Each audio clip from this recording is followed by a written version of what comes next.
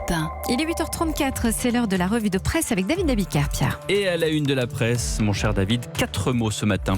Fake news, mensonges, arnaques et esbrouf. Je commence par la fake news. La fake news qui venait de l'intérieur, titre ce matin Libération, qui revient sur la fabrication d'un emballement politique et médiatique, parce que le ministre de l'Intérieur a dénoncé sur Twitter mercredi à 17h04, pour être précis, une attaque de l'hôpital de la Pitié-Salpêtrière à Paris. Au mot fake news, la Provence préfère parler d'un intenable mensonge, assorti d'un portrait de Christophe Castaner. Un mensonge contredit par les faits qui se sont déroulés le 1er mai. Les autres journaux sont plus circonspects. Le Parisien aujourd'hui en France préfère évoquer les dessous d'une attaque, le mot attaque étant encadré par une paire de guillemets pleines de précautions. Mais dans le Figaro, le mot attaque devient intrusion. Alors que Castaner a dénoncé une attaque, des vidéos semblent contredire, sous-titre Le Quotidien. Mais dans Ouest France, c'est l'intrusion dans l'hôpital qui elle-même devient un peu floue. Lire la presse ce matin, mon cher Pierre, c'est réaliser que choisir les mots pour dire ce qui s'est réellement passé à la Pitié-Salpêtrière est un exercice tout aussi périlleux que maintenir l'ordre, manifester sous les lacrymos ou exercer les fonctions de ministre de l'Intérieur ou de médecin réanimateur.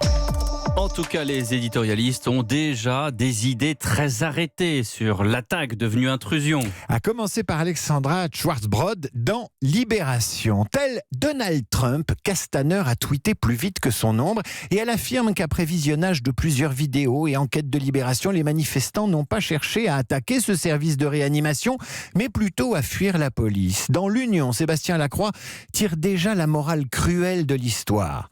Soit Christophe Castaner est mal informé, soit il est un menteur patenté. Dans tous les cas, si la loi anti-fake news avait cours, il serait déjà à Fleury-Mérogis. N'exagérons rien et préférons la pondération d'un Michel Klékovicki dans Le Républicain lorrain. Dans cette guerre de l'image que se livrent Gilets jaunes et gouvernement, l'incident a pris des proportions peu en rapport avec les faits. Plus qu'une anecdote, cette double lecture est le symptôme de l'immense fossé qui sépare la rue de l'État. Fake news et mensonges à la une, mais vous parliez aussi d'arnaque. Oui, une arnaque planétaire au placement sur Internet à la une du Télégramme qui occupe les gendarmes bretons en lutte avec un réseau international d'escroquerie en ligne qui a fait remonter l'enquête jusqu'en Israël où le principal suspect a été interpellé fin février. Les escrocs agissent en 4 temps. Ils créent des sites crédibilisés par des dizaines de faux commentaires vantant des rendements de 20 à 40%. Ils collectent ensuite les coordonnées des premiers pigeons et les contactent pour les inciter, par exemple, comme ces retraités bretons, à placer progressivement leurs économies. Ça commence par une petite somme et après, tous vos pelles y passent. L'argent collecté par millions, voire par milliards, sera ensuite pris en charge par une filière de blanchiment et les arnaqués viennent de tous les milieux, explique le Télégramme. Des profs d'économie, des instituteurs, des agriculteurs. Tout d'un coup, explique le président de l'association d'aide aux consommateurs, vous tombez sur des gens qui s'intéressent à vous, qui vous demandent des nouvelles du chat et vous avez envie d'y croire. Envie d'y croire ou pas, c'est un peu comme le sauvetage d'Ascoval en une ce matin de La Voix du Nord. Le soulagement sans l'euphorie et cet édito d'Hervé Favre intitulé « Ceux qui croient en l'acier et ceux qui n'y croient plus ». Ils se sont tellement battus les Ascoval qu'ils ont du mal à y croire justement.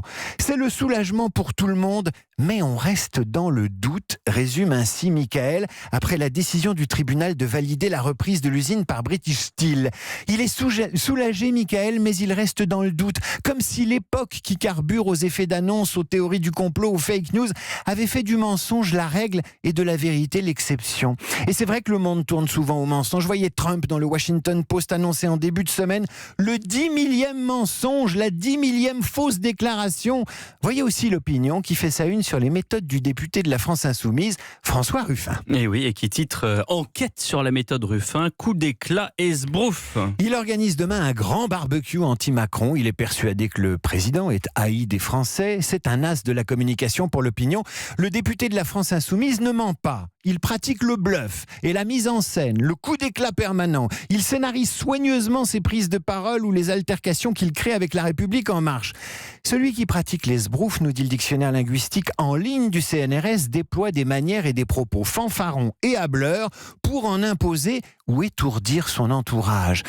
Sur le mensonge, volontaire ou pas, il n'y a aucune ambiguïté. Le mensonge est le contraire de la vérité. Mais les sbroufs pratiquent tout à la fois l'arnaque, le mensonge, voire la fake news, et jouent avec la vérité jusqu'à son orthographe toujours incertaine. Comment vous écrivez esbrouf, mon cher Pierre de Villeneuve, avec un F ou deux F? J'avoue que je ne sais pas. Eh bien, c'est l'un ou l'autre. Ah avec un F ou deux F, avec les sbroufs, on n'est jamais sûr de rien.